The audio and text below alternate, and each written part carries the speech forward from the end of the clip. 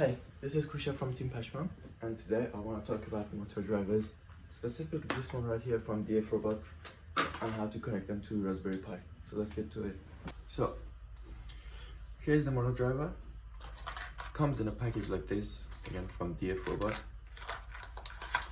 and it should come pre-packed with some pins, which is quite nice. But remember, you can place this two sides. So one facing upwards, you can see the little robot face and the little arrow here, or essentially putting it like me with the chipset up.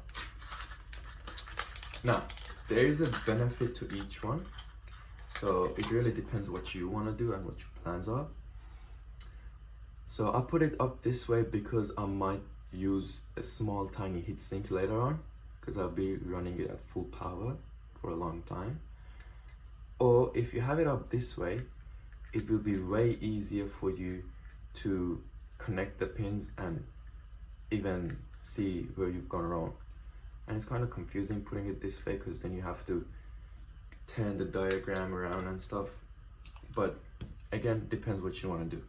So you need this chipset, you need this Raspberry Pi, or any Raspberry Pi that you have, but the diagram that we'll be using would be on a Raspberry Pi like this. Pretty sure this is the Raspberry Pi 4.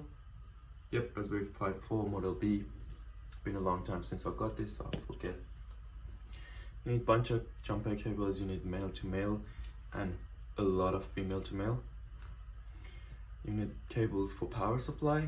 I added pins at the bottom so I can just put it on the board. And I'm using a 9-volt battery. You can go up to 12 depending on what motor you have, so check that. I have these high power motors here, and they can go up to 12. The chassis, I 3D printed it, so yeah, you might need to either 3D print if you have a 3D printer, or use a chassis that you have. Now I won't be using this, as you can see it's quite loose. This is for testing purposes only, and I've already soldered the cables to the motor, so you can go ahead and do that. It's quite loose, but again, this is just testing. Now, the reason I'm recording this video is we are using a TB66 chipset here. There is another chipset, quite like this one. It's usually in color red, and it has 18 pins, inputs and outputs. And it's different to this one, because this one only has 12. They are the same chipsets, so you can kind of use the same code. However, connecting it to a Raspberry Pi could be confusing, because at least as of now, I couldn't find a single documentation or a video on how to connect this bad boy to Raspberry Pi. And I had to spend a lot of time not a lot of time, like a night to figure it out. It's not that hard. You can just transfer the Arduino version to a Raspberry Pi version, but if you're kind of new, it could be confusing. Now, first thing I want you to know is how to count pins on a Raspberry Pi. Again, this video could be essentially for people that are new, so I have to explain these. So it starts from top left corner. This one is the first pin, and then you just count like this: 1, 2, 3, 4, 5, 6, 7, 8, and so on. For this one, you have to pay pay a lot of attention on which side you have it on. Do you remember, if I said it at the first of the video, if you have it up this way or this way, you have to turn the diagram based on what you have. The diagram that I'll be putting up would be facing this way. So for myself, I have to keep reminding myself that this arrow is top right, top left. Okay, so starting from here, again, my board is downward, so I have to pay attention. This is first motor direction control pin.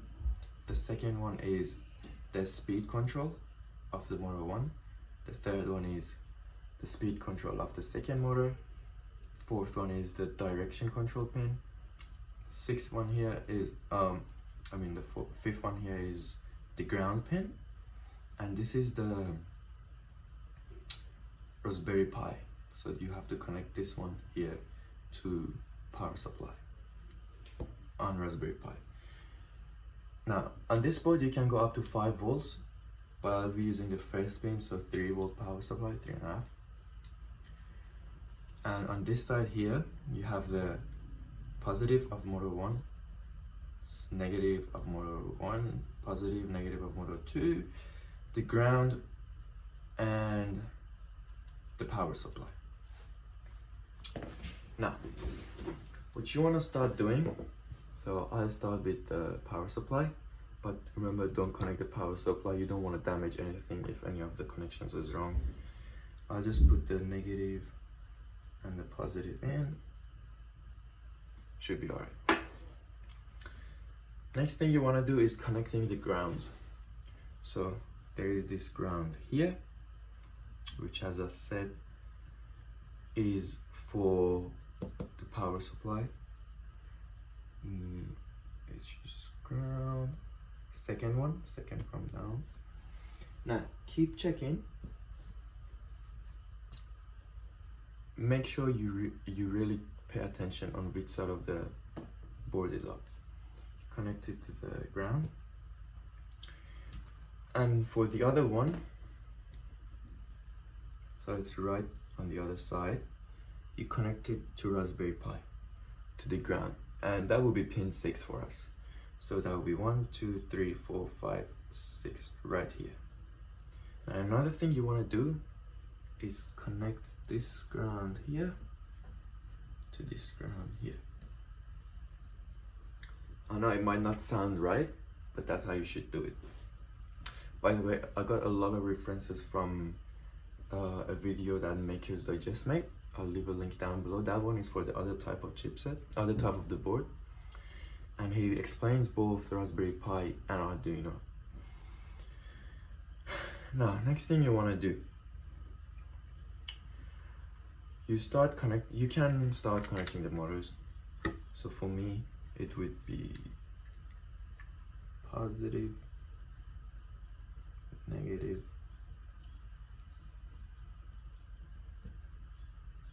positive, and negative.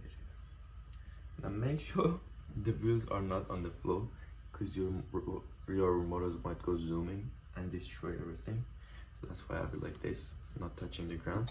I might use this little phone stand as well to make sure it's not going anywhere, but for now it's alright. And there is the positive, so power supply connected to this one right here. Now we can move on to the pins on the other side. We start with motor direction and one direction here, and we have to connect it to the pin 16.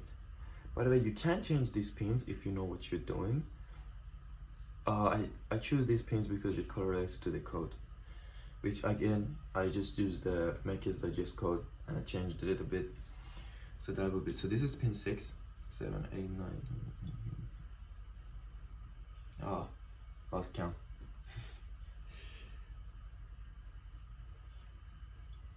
So this one right here, pin 16. By the way, the colors that I'm using has no meaning. I don't have that many cables to use colors for positive and negative. It doesn't really matter, at least for me. So the next one that I'll be connecting is M1 speed control. Should be the second from the top left.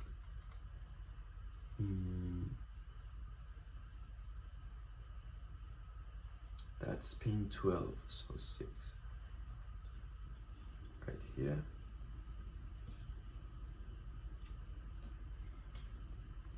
The next one is the speed control of motor 2.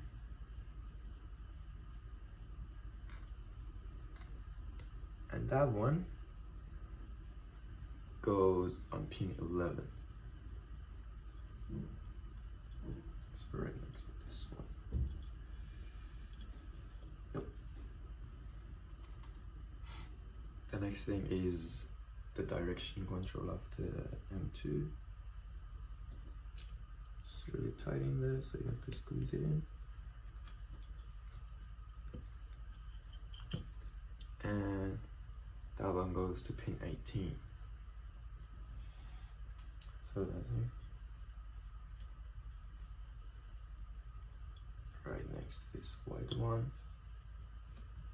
Bit paranoid, that's why I count from top. And the last one is power. As I said before, you can connect it to the 5 volt, but just to be safe, you connect it to the first pin. And that's essentially it. You might want to double check that you have everything right. And next thing you want to do is connect the Raspberry Pi to a power supply and this one here. Now, I'll hop up into the computer to show you the code and then we'll see the result. So here's the code. I'll just go over it real quick. We have to use this library. By the way, don't try installing it on your Mac or Windows with pip. Install it on the Raspberry Pi, because this is not a library for Mac or Windows. I'm assuming not for Windows as well, but it doesn't work on my Mac if I try to install it. Anyway, so these are the things you need to import. You need the delay or slip if you want to use it in the code. I think, yeah, before they were here, but I deleted them. So here's how you introduce the pins. So you use this library and this command. You can read more about it by searching it up and see what each of these do.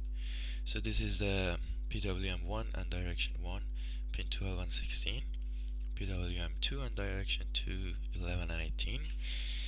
Before running your Raspberry Pi or connect it to the power supply, check that you have the right pins. And here's just defining them.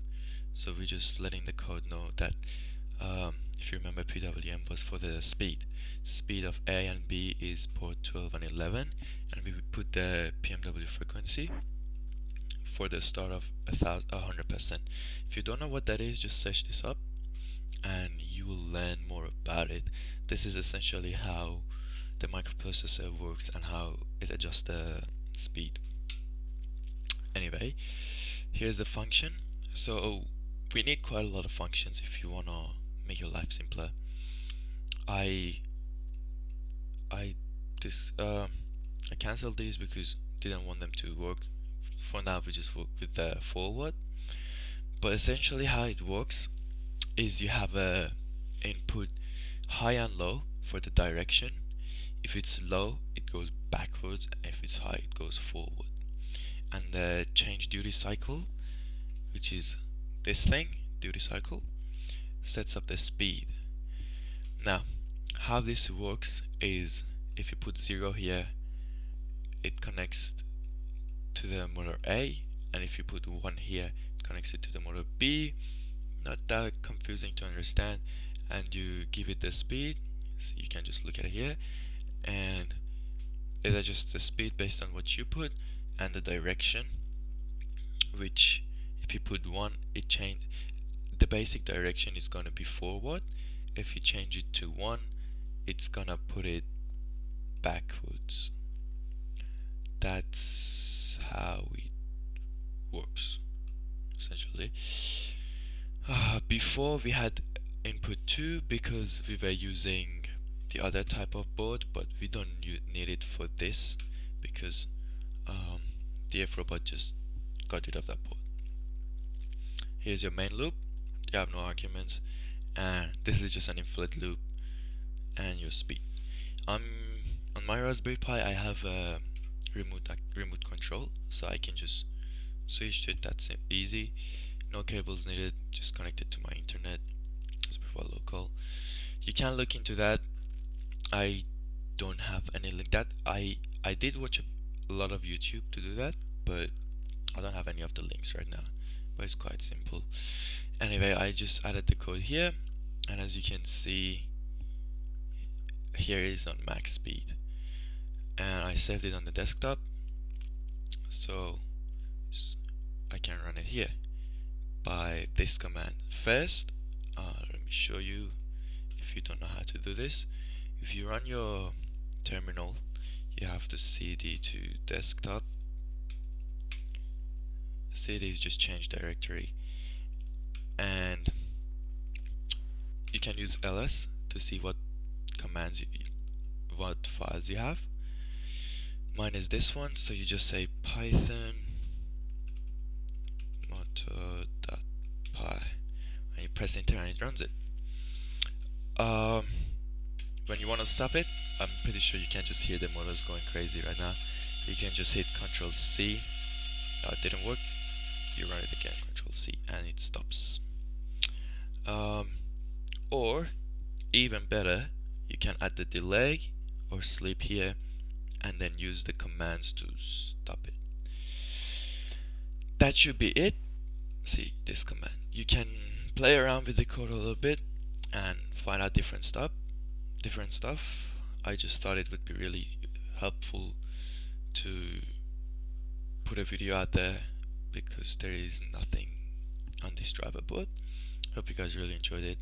This was Koosha from Team Pashmam, and leave any questions down below or anything or any feedback, because I'm not quite sure.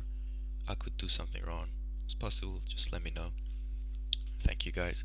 See you in the next video.